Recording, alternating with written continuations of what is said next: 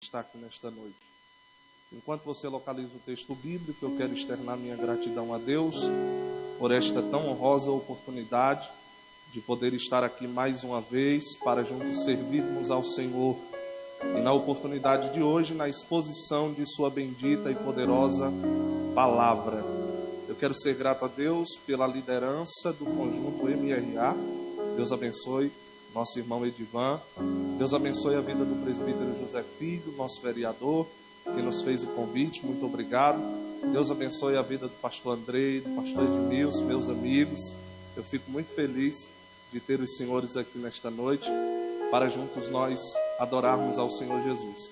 Deus abençoe a nossa equipe aqui da mídia, o irmão Kel, o presbítero Kel, a irmã Andressa, todos os irmãos que estão empenhados aqui nos nossos cultos online, né? Eu preguei aqui na Goxad e eles gravaram um vídeo meu e eu lancei o vídeo de 30 segundos no Instagram. O vídeo está batendo hoje 150 mil visualizações. Para mim é extraordinário, mas tudo por trás de tudo tem uma qualidade de produção e eles estão me dando. Nem ia gravar hoje, eu clamei a eles e eles tiveram misericórdia de mim. Muito obrigado. Eu fico extremamente feliz de ter esses irmãos aqui trabalhando com tanta qualidade para a obra do Senhor. Mas vamos ao texto bíblico. Todos encontraram? Efésios capítulo 3, versículo 14. Por causa disso me ponho de joelhos perante o Pai do nosso Senhor Jesus Cristo, do qual toda a família nos céus e na terra toma o seu nome, para que segundo as riquezas da sua glória vos conceda que sejais corroborados com poder pelo Espírito no homem interior, para que Cristo habite pela fé no vosso coração, a fim de, estando arraigados e fundados em amor, poderdes perfeitamente compreender com todos os santos qual seja a largura e o comprimento e a altura e a profundidade, e conhecer o amor de Cristo que excede todo entendimento, para que sejais cheios de toda a plenitude de Deus. Poder assentar, queridos.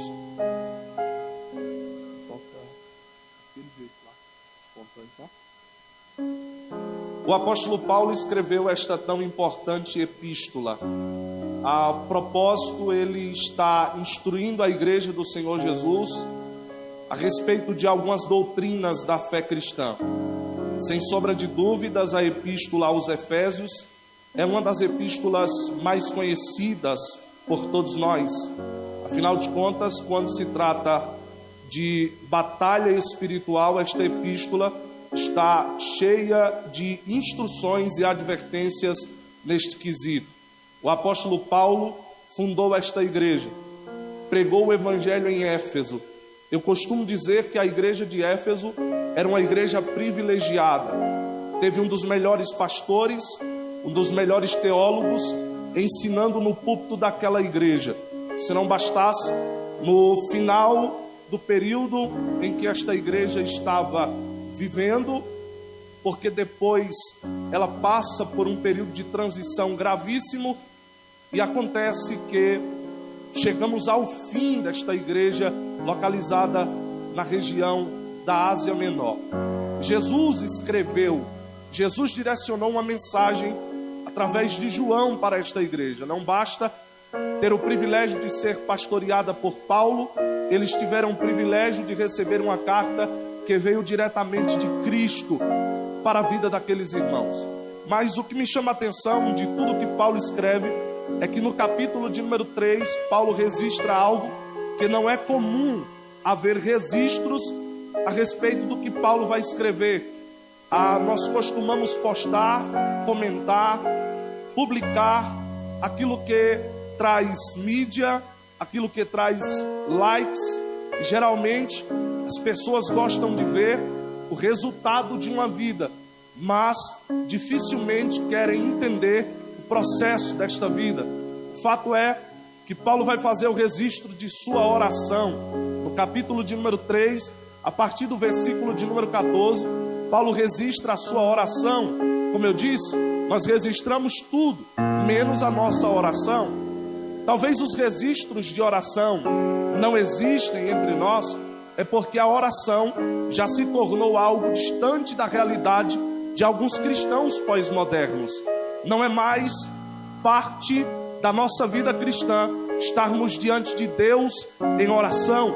Nós até estamos no culto, nós até cantamos no conjunto, nós até participamos do momento de adoração, mas aquele registro que Jesus deixou em Mateus para entrarmos dentro do nosso quarto, fechar a nossa porta e em intimidade buscarmos o Senhor em oração, já não é mais a realidade de muitos de nós.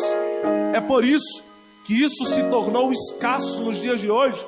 Mas Paulo vai fazer um registro, e o que me chama a atenção ainda neste texto é como o apóstolo Paulo começa expressando aquilo que ele iria registrar. O versículo de número 14, ele diz: por causa disso me ponho de joelhos perante o Deus e Pai de nosso Senhor Jesus Cristo. A pergunta é: por causa disso o quê? Porque existe uma causa, existe um motivo, existe uma razão pela qual Paulo está se colocando de joelhos. E quando eu li esse texto bíblico, eu fiquei me perguntando: o que levou Paulo para o joelho? A pergunta que nós deveríamos fazer é a seguinte: o que nos motiva a orar? Qual é a intenção quando nós vamos para o joelho? Qual foi o propósito que nos levou até a sala de oração, a sala do secreto com Deus? Existem pessoas que até oram, mas não tem resposta, não tem êxito na vida de oração. Por quê, pastor? Porque a motivação é errada. Ainda que a atitude seja certa de orar, estão orando com a motivação errada. E eu quero nesta madrugada, nesta noite, início de madrugada, dizer para os irmãos e expressar à luz desta epístola os motivos pelos quais Paulo se põe de joelho. Nós vamos ler o contexto desta carta e vamos perceber qual é a causa que leva Paulo para o joelho. Em primeiro lugar, no capítulo de número 1, o apóstolo Paulo começa registrando esta epístola e ele fala algo aqui que me deixou trêmulo de verdade. No versículo de número 3 ele diz: bendito Deus e Pai do nosso Senhor Jesus Cristo, o qual nos abençoou com todas as bênçãos espirituais nos lugares celestiais em Cristo. O primeiro motivo que leva Paulo para o joelho é o fato dele já haver sido abençoado com absolutamente todas as bênçãos de Deus para a sua vida. É exatamente isso que você ouviu. É por isso que o conteúdo da oração do apóstolo, no capítulo de número 3, não é um conteúdo de petições. Não, Paulo não é um mendigo. Paulo não está diante de Deus expressando as suas frustrações, expressando suas expectativas, expressando seus desejos de ter, de obter e de possuir. Porque Paulo entende, ele não faz isso porque ele entende que o crente não precisa ser abençoado, o crente já é abençoado. Observe, o verbo está no passado, porque nós fomos abençoados em Cristo com todas as bênçãos celestiais nas regiões espirituais. É exatamente isso que eu quero dizer nesta noite. Você não deve ir para o joelho porque você precisa de algo. Você deve ir para o joelho porque você já tem tudo que você precisa. Nós não estamos aqui diante de Deus mendigando um favor do eterno. Por que, pregador? Porque o favor de Deus permanece sobre a vida daqueles que têm o temor dele no seu coração. Não foram algumas, foram todas as bênçãos. Não existe mais nada que você possa pedir, porque tudo já nos foi dado. O fato é que nós somos ainda, nós temos uma mentalidade um tanto quanto corrompida. Nós estamos na casa do Pai, nós somos chamados de filho pelo Pai, mas nós vivemos a esquisitice do irmão do filho pródigo. Estamos dentro da casa, mas não provamos dos benefícios que o Pai já autorizou para nós desfrutarmos. Eu tenho uma proposta para você nesta noite. Eu quero te convidar a mergulhar de cabeça nas bênçãos que Deus já liberou sobre a sua igreja.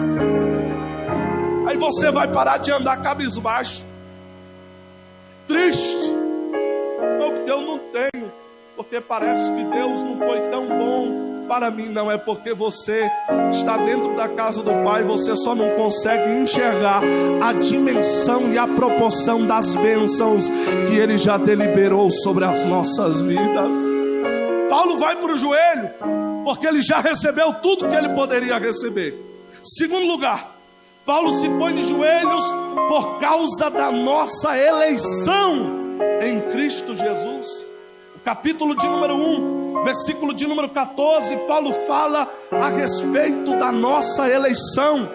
E ele diz que nós fomos eleitos em Cristo. Aonde se dá a nossa eleição, pastor? Em Cristo.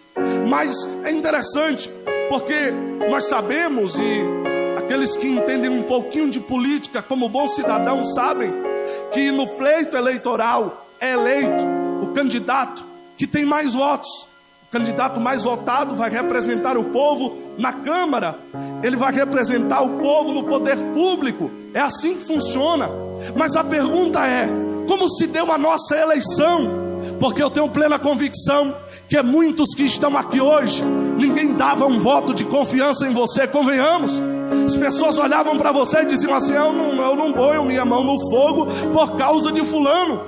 Deus olhou da eternidade,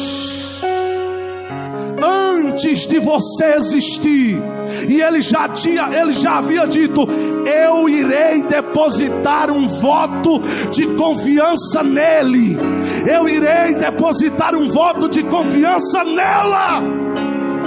Outra pergunta: pastor, quando se deu a nossa eleição? A nossa eleição se deu no Gólgota. A urna foi o Calvário e o voto foi Cristo. Oh, glória ao nome do Senhor. Você foi eleito com um voto exclusivo de Deus. Deus olhou para você e disse: eu vou depositar a minha confiança nele, eu irei depositar a minha confiança nela. Então glorifica o Eterno, porque você é eleito.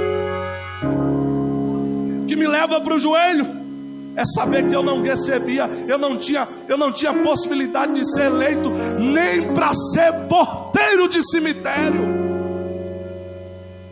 E olha onde você está, irmão. Você está sentado entre os príncipes de Deus, entre aqueles que o Senhor escolheu para o seu próprio benefício e para a sua própria glória. Terceiro lugar, o que leva Paulo para o joelho: Paulo se põe de joelhos por causa da nossa predestinação.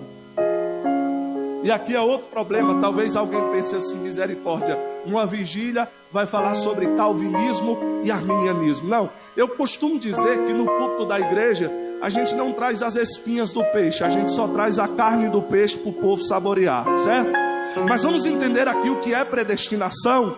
E é interessante que o apóstolo Paulo diz que nós somos predestinados, o verbo está no plural, fomos predestinados para o louvor da sua glória. Logo nós entendemos que a predestinação é o meio pelo qual nós glorificamos a Deus.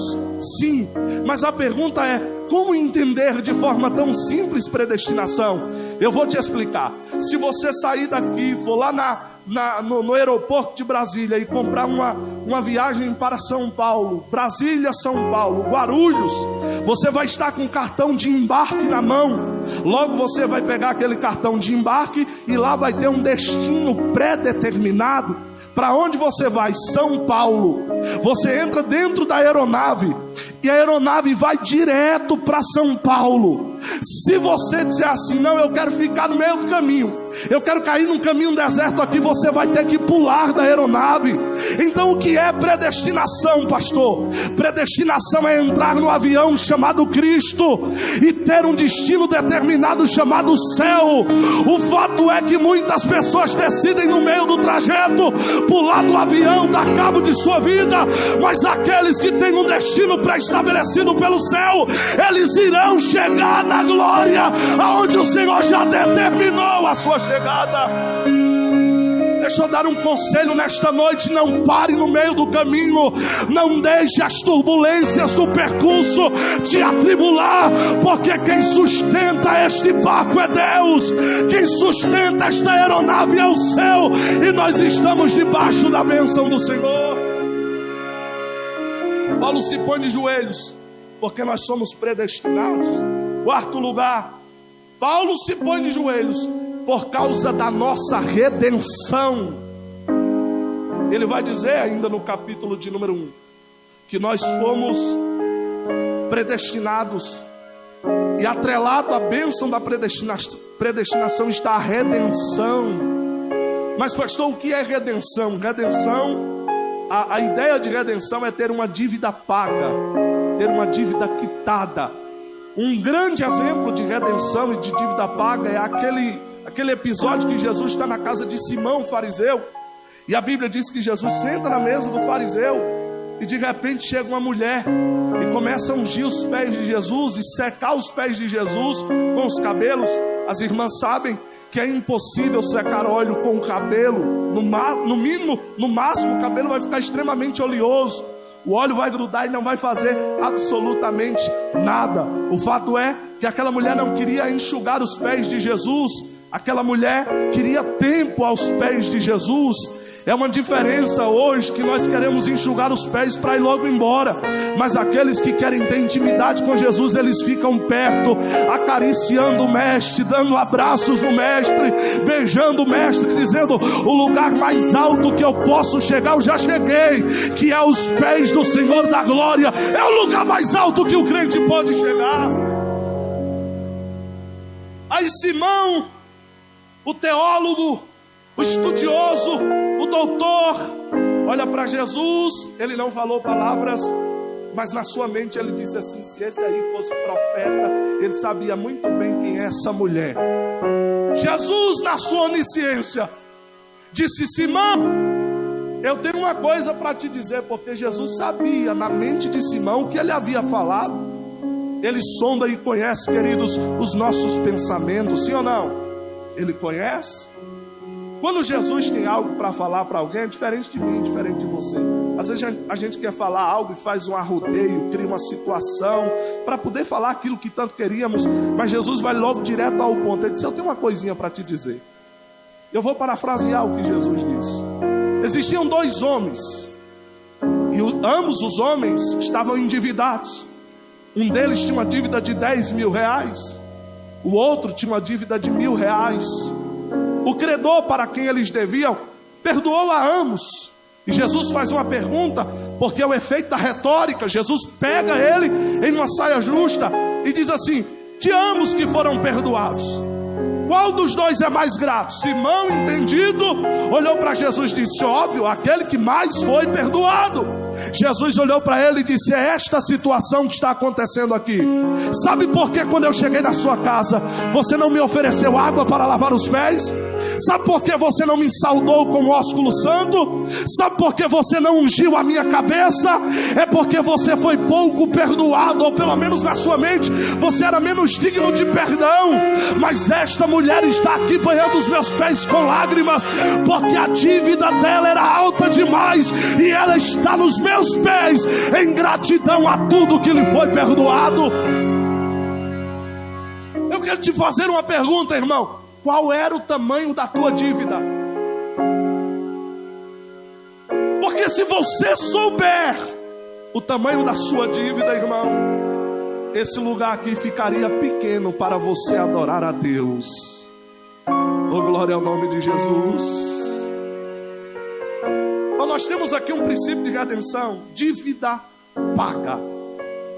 Agora, aonde foi? Eu sempre vou, nesta mensagem, voltar-me para o Calvário, para o Cristo crucificado, porque lá está a autoria máxima da nossa redenção, lá está a consumação. As palavras de Jesus, quando estava prestes para morrer, foi a seguinte: consumado está. Os pregadores entendidos vão dizer assim, de forma mais eloquente, tetelestai, porque os pregadores adoram citar o grego, né? Parece que é uma cerejinha na mensagem, E Jesus disse: tetelestai. O que é tetelestai? Dívida paga. Dívida paga. Lá no Calvário, o apóstolo Paulo registrou, e ele diz que a cédula que era contra nós foi cravada por ele na cruz. Talvez você não dê um glória a Deus mais forte, porque você é igual Simão, a dívida era pequena. Mas aqueles que sabem a proporção do seu pecado, aqueles que sabem que por matéria humana era impossível a quitação dessa dívida, a sua carne treme, o seu coração palpita, porque nós recebemos o perdão imerecido pelo favor de Cristo. Foi pelos méritos dele. Ele tirou o dinheiro da sua conta e depositou no banco do Pai e disse: a dívida está paga. Pode reter a ira, porque a dívida está paga. Pode rasgar a cédula, porque a dívida está paga. E eu liberto ele para adorar, eu livro ele para me servir. Só quem é livre, diga glória a Deus. Dívida paga. Quinto motivo pelo qual Paulo se põe de joelhos. Paulo se põe de joelhos porque mediante a esta obra excelente, o Espírito Santo, diz ele no capítulo de número 2, foi nos dado por penhor da nossa redenção. Deixa eu te fazer uma pergunta. Se alguém chegar para você e falar assim: você diz que é salvo, você diz que é eleito, você diz que é abençoado, você diz que é predestinado, você diz que vai para o céu, o que te garante? Qual é a garantia de que você é de fato um salvo? E aí você vai dizer mais ou menos assim: olha, humanamente eu não consigo te explicar, mas no dia que eu confessei a Jesus, Ele me marcou. Não, você não consegue ver a marca, porque ela não é física, ela é espiritual. E a pessoa pode perguntar assim: mas que marca é essa? Aí você vai dizer: Ele me selou com o Espírito Santo. Com o Espírito Santo. Só os selados, levante a mão lá no alto. Glória ao nome do Senhor. A maior, segura a mão lá em cima. A maior garantia que você vai romper é porque Cristo não te deixou sozinho. Ele olhou para os seus discípulos e disse: eu não vos deixarei órfãos, mas eu mandarei sobre vós o outro, o Consolador, o Espírito da graça, aquele que testifica de mim em vocês. Você está selado, ninguém arranca este selo. O Eterno te marcou. Oh, glória ao nome do Senhor. Nós somos marcados. Sexto motivo pelo qual Paulo se põe de joelhos. Paulo se põe de joelhos porque nós estávamos mortos em nossos pecados e delitos, capítulo 2, versículo 1. Nós estávamos mortos em nossos pecados e delitos. Ainda no capítulo 2, Paulo disse: e Deus nos vivificou juntamente com Cristo. No ato da ressurreição, Jesus estava dizendo para nós que todos aqueles que o reconhecem como Senhor e Salvador, é por isso que Paulo, corroborando essa verdade, ele disse: a saber, se com a tua boca confessares ao Senhor Jesus e em teu coração creres que Deus o ressuscitou dentre os mortos, serás salvo. Porque para a salvação é necessário crer que Ele vive, é necessário crer que Ele ressuscitou. Então Paulo diz que nós fomos vivificados com Cristo. Mas a pergunta que eu quero fazer é a seguinte, irmão: qual era o teu cemitério? Qual foi o sepulcro que Cristo te achou? Talvez você estava morto nas drogas. Talvez você estava morto no crime. Talvez seu cemitério era a prostituição. Talvez o seu sepulcro era tinha a numeração lá, 157. O outro era 171. Aonde foi que ele te encontrou? Qual foi o lugar que ele deu o grito, como ele deu para Lázaro e disse: ei, sai para fora? Você lembra disso? Qual foi o dia que ele gritou e você estava morto e ouviu a voz dele? E nenhuma outra voz conseguia arrancar você deste sepulcro. Não adianta levar psicólogo, não adianta levar para o psiquiatra, ainda que a gente respeite as profissões e são essenciais, mas quando se trata de salvação, somente a voz do Deus eterno pode ecoar dentro do sepulcro frio e trazer você de volta para a vida, trazer você de volta para a vida. Foi Ele que te chamou, foi Ele que disse: sai da droga, foi Ele que disse: sai do crime, foi Ele que disse: sai da prostituição. Se você estar aqui é porque você foi vivificado em Cristo pelos méritos da sua graça.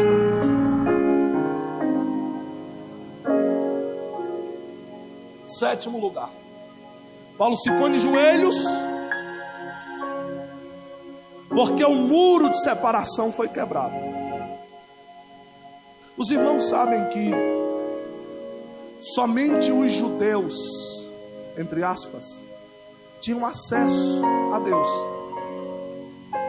Você lembra que quando Cristo estabeleceu a grande comissão, Ele mandou os discípulos ir pregar primeiro as ovelhas perdidas da casa de...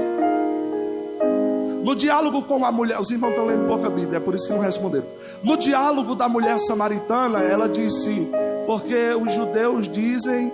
E aí Jesus mostra para ela que de fato a salvação veio dos judeus.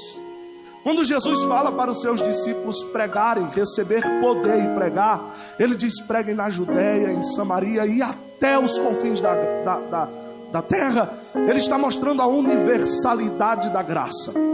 Porém, entretanto e todavia, os discípulos não entenderam isso, porque quando eles começam a pregar, o livro de Atos mostra para nós que o evangelho tornou-se restrito apenas a judeus. Sim, os apóstolos não queriam manifestar a graça de Deus a outros homens, isto é, aos gentios, mas somente aos judeus. Semelhantemente àquilo que fez Jonas no Antigo Testamento, quando Deus disse para ele se levantar e pregar na cidade de Nínive, ele se recusou a pregar, porque Jonas entendia que a graça de Deus não poderia chegar àqueles homens ímpios. O mesmo erro cometeu a igreja primitiva. O Senhor instaurou uma perseguição. O capítulo de número 11 diz que o evangelho chegou em Antioquia, e lá em Antioquia a Bíblia diz que o evangelho foi pregado aos gentios, a princípio aos judeus, prosélitos, isto é, gentios convertidos ao judaísmo, que recebiam este nome. Mas estes judeus prosélitos que ouviram o evangelho decidiram pregar aos gentios.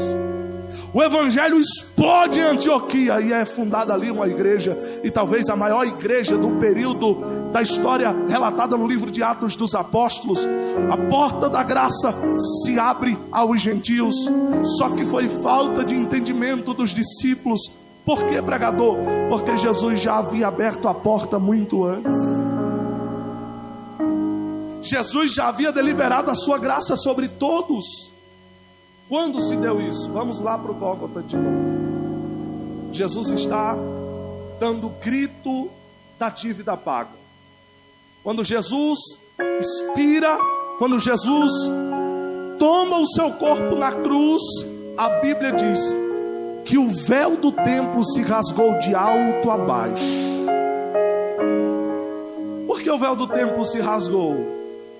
Para mostrar que agora não somente o sumo sacerdote, uma vez por ano, tem acesso à presença de Deus, mas todos aqueles que olharem para o Calvário, eles vão entender o que o escritor aos Hebreus disse: porque Cristo nos abriu um novo e vivo caminho, isto é, pelo seu sangue. Em Efésios, Paulo diz que Deus quebrou o muro de separação, e agora não somente os judeus têm acesso à sua presença, mas a todos aqueles que reconhecerem Cristo como o Senhor da sua alma, têm acesso à presença do Eterno. Você é privilegiado por isso. A pergunta é: o que nos leva para o joelho? O que te leva para a oração? É pedir alguma coisa? É pedir uma oportunidade? Eu quero fazer uma convocação para esta juventude que me ouve nesta noite. Não vá para o joelho por aquilo que você pode receber. Vá para o joelho por aquilo que você já recebeu, porque o que nós recebemos na graça do Evangelho não se compara a nenhuma aquisição neste mundo que nós estamos vivendo. Nenhuma posição que você galgar aqui vai se equiparar à posição que você já galgou em Cristo. Nada que você receba aqui se compara ao que você já recebeu em Cristo. Nada. Os judeus não oravam de joelhos. Se você vê os judeus ortodoxos diante do Muro das Lamentações, eles vão estar com a Torá na mão, eles vão estar com os filactérios na cabeça, enrolado nos braços, nas mãos, e eles vão estar de forma corporal, orando, gesticulando e lendo a Torá. Eles oravam assim, não era comum o judeu se ajoelhar. Só que o evangelho que Paulo entendeu é tão profundo que lhe pesou toneladas no joelho. É como se Paulo fosse arrastado por esta graça para viver uma vida de oração. E eu venho aqui nesta noite para te dizer: a graça que levou Paulo para o joelho vai te levar para o joelho também. Os pesos que o joelho de Paulo tiveram, os seus terão também. Nós vamos sair daqui nesta noite revestidos de poder, cheios de autoridade, mas com a disponibilidade dentro do nosso coração para vivermos uma vida de oração, para vivermos uma vida de santidade, para vivermos uma vida de temor diante de Deus. Por causa disso, eu, Paulo, me ponho de joelhos perante o Deus e Pai do nosso Senhor Jesus Cristo, do qual toda a família nos céus e na terra toma o seu nome. Aí o versículo 16, ele começa a dar detalhes da sua oração. Paulo ora pedindo alguma coisa, sim, mas olha o que Paulo pede: para quê? Segundo as riquezas da sua glória. Riquezas de glória aqui, Paulo está falando de todos os atributos de Deus, quer sejam os atributos comunicáveis ou os atributos incomunicáveis. É a riqueza da glória de Deus. Glória se resume em todos os atributos. Paulo pega todos os atributos de Deus e dá o nome: glória. Vos conceda que sejais corroborados com poder. A palavra corroborado significa fortalecidos. O que Paulo está pedindo aqui é que Deus, segundo a riqueza da sua glória, segundo todos os seus atributos, fortaleça a igreja com poder, pelo Espírito no homem interior. Foi dito aqui bem no início, eu vou repetir. Você acha que poder de Deus é um pulo que você dá, amado? Você acha que o poder de Deus é correr no meio da igreja, é quebrar os bancos da igreja, é pular, dar cambalhota, babar, bater nas coisas, fazer aquela ruaça dentro da igreja? Você acha que isso é poder? O que é poder, pastor? Poder é ter uma vida transformada de dentro para fora. Existem pessoas que vestem uma capa de poder religioso nato. Ninguém pode falar, ninguém pode ser humano perto dele. Não pode ser humano não, senão ele lhe excomunga para o inferno. Esses dias um amigo meu postou um vídeo de uma pastora amiga minha pregando. E a pastora estava de batom. Um religioso desse foi lá nos comentários e disse assim: é pecado pregar no púlpito da igreja com batom. E não era nem escandaloso o batom, se é que existe escândalo no batom. Aí eu irmão, não aguentei. Eu fui lá nos comentários. Eu não sou de comentar, mas nesse dia eu comentei. Eu disse: se o pecado da pastora é o batom, é só limpar. Agora o seu pecado é a língua. Você está disposto a arrancar? Porque existem pessoas tão religiosas que elas esqueceram que estão no mundo, que estão neste mundo, não são daqui, mas ainda estão aqui. Enquanto estivermos aqui, nós temos que entender aquilo que difere do santo e do profano. Mas meu irmão, permita-me lhe dizer: religiosidade não cola com Cristo, religiosidade não cola no Evangelho. A porta da graça que nos foi aberta não é fechada por causa de um batom.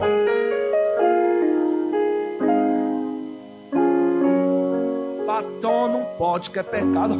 Tem prostituto subindo no púlpito, tem adúltero pregando no nome do Senhor. Aí você quer criticar um batom, você quer criticar uma calça, você quer criticar um jovem que está no período de puberdade, passando por algumas dificuldades. Convenhamos, é muito fácil apontar o pecado do jovem. Difícil mesmo é chegar num púlpito onde só tem adúltero, bandido, prostituto, e dizer: arrependam-se, raça de víboras, porque o juízo de Deus virá sobre vocês. Não faz. Paulo está dizendo: fortaleça a sua igreja pelo Espírito no homem interior. Deixa eu dar outro detalhe: santificação, amado, não é de fora para dentro, é de dentro para fora. Ele escreveu aos Tessalonicenses e ele disse que o Deus de paz vos santifique, espírito, alma e corpo. Aonde começa a obra? Dentro de você. Então, para concluir esse ponto, permita-me dizer: se você tem um exterior mudado, mas o seu interior ainda não foi transformado, você precisa de fortalecimento. Bom, você não precisa ser excluído da igreja. Paulo não excluiu ninguém desta igreja. Paulo orou para que Deus fortalecesse aqueles irmãos. E a mensagem que Deus tem para nós nesta noite, jovens, é essa: fortaleça o seu espírito. Não, pastor, eu tenho que fortalecer a carne, eu tenho que mostrar que eu mudei. Não, mude. Que a sua mudança se responsabiliza para mostrar para quem quiser ver que você já não é mais a mesma pessoa. Você foi mudado pelo poder do Evangelho. Paulo ora para que Cristo habite pela fé no vosso coração, a fim de, estando arraigados e fundados em amor. O que Paulo está pedindo aqui é que nós tenhamos raízes em Cristo, é que nós tenhamos um fundamento chamado Cristo. Jesus disse em Mateus capítulo 7, versículo 24: aquele, pois, que escuta estas minhas palavras e as pratica, assemelhá-lo-ei a um homem prudente que edificou a sua casa sobre a rocha. Pode vir vento, pode vir tempestade, pode vir onda, você está firmado, você está alicerçado. Ele quer que a igreja tenha um alicerce sólido. Agora, para concluir, o alicerce que Paulo pede aqui é muito interessante: fundados em amor. Fundados em amor, sim, em amor. Interessante que Paulo está falando para uma igreja aqui, para esta igreja ter um fundamento de amor. Foi uma notificação, foi uma exortação. Por isso que ele registrou sua oração nesta epístola. Agora, se não vejamos em Apocalipse capítulo 2, Jesus olhou para esta mesma igreja e ele diz: tenho porém contra ti que deixastes o teu primeiro amor. Qual é o fundamento da igreja? É amor. Aí tem gente que diz assim: não, deixar o primeiro amor é deixar de vir para os cultos. Deixar o primeiro amor, irmão, é não evangelizar mais, não pregar mais. Isso é deixar o primeiro amor. Não! A igreja de Éfeso tinha obra. Jesus olhou para ela e disse: tu és incansável. Você põe à prova aqueles que se dizem ser apóstolos e não são. Vocês têm um trabalho incansável. O problema é que vocês não têm mais amor. E não adianta pregar se você não tem amor. Não adianta evangelizar os perdidos se você está ali para bater uma meta religiosa, para você cumprir um costume de sua igreja. Então, porque nós vamos para a rua pregar o evangelho?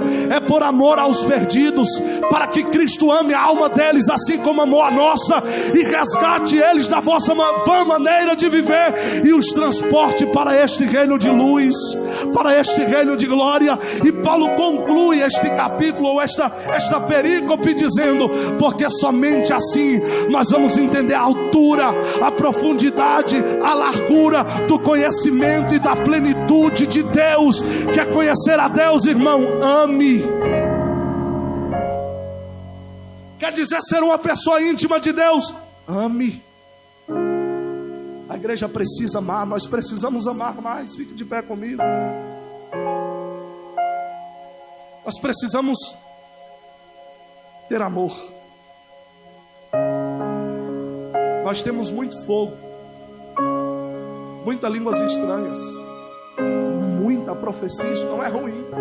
O problema é que nós estamos aos poucos perdendo o amor, e nós devemos orar para que o amor volte. Aos poucos nós estamos perdendo o amor pelo nosso irmão. Nós nos tornamos mais juízes do que intercessores.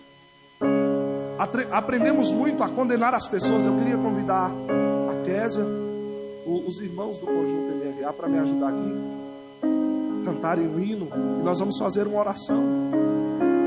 Venham para cá, por favor, e nós vamos orar. Qual vai ser o objetivo da nossa oração, pastor? Nós vamos orar com a motivação certa. Que esta noite aqui, este início de madrugada na presença do Senhor, não seja mais um... É porque eu ia ficar em casa assistindo Netflix, YouTube, conversando no WhatsApp, vendo o Instagram, e eu decidi vir para cá. Não, tem uma intenção. Você veio aqui porque precisa ser mudado. E eu quero fazer um convite.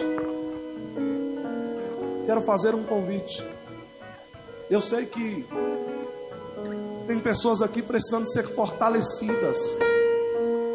Tem jovens aqui que precisam de um revestimento de poder. Eu queria convidar você a vir aqui na frente para nós orarmos. Aonde estão os jovens que precisam de revestimento de poder? Vem aqui à frente para nós orarmos. Venha, querido. Não é constrangedor vir aqui à frente. Constrangedor é ficar precisando aí atrás e não ter a humildade de reconhecer sua verdadeira necessidade. Pode vir. Nós vamos orar e o conjunto vai cantar. Certeza, eu tenho certezas. Venham boa parte para cá, para essa lateral à minha esquerda. Vamos orar por eles, pastores. Pastor Andrei, pastor José Filho, pastor Edmilson, os meus companheiros. Esses dias eu preguei em uma igreja para uma juventude muito grande.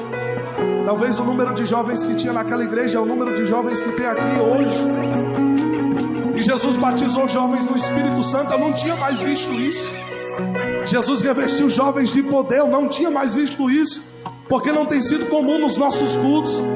Mas não vale a pena viver uma madrugada e vir para cá, perder o sono, sair do conforto da nossa casa para sair daqui da mesma forma. Então peça revestimento nesta noite. Nós vamos orar por 1 minuto e logo em seguida a equipe de louvor vai adorar ao Senhor nosso Deus. A igreja me ajude em oração. Os irmãos que estão fortalecidos, orem para que Deus envie fortalecimento sobre a nossa juventude. Senhor nosso Deus, nós estamos aqui diante de Ti, Senhor, diante da Tua palavra que foi pregada, e nós Te pedimos por estes jovens que vieram aqui à frente, que o Senhor possa revesti-los de poder e de autoridade, Senhor, a tua igreja precisa de uma juventude cheia do teu Espírito. E eu te peço em nome de Jesus Cristo, Senhor, se esses jovens que vieram aqui à frente, alguns deles, Senhor, se não tiverem mais sentido a presença do teu Espírito, eu te peço, aqueça o coração dele, aqueça o coração desta jovem, Senhor, revista-os de autoridade, ó Deus, na autoridade da tua palavra. Eu te peço em nome de Jesus Cristo, que o teu poder venha sobre a vida deles. Oh Espírito do Senhor, preencha todo vazio, toda lacuna dentro dos corações. Tu sabes a necessidade de cada um deles, Senhor. Tu sabes os desvios, os desejos. E eu te peço em nome de Jesus que eles sejam fortalecidos nesta noite. Ei, vai assim, vai assim.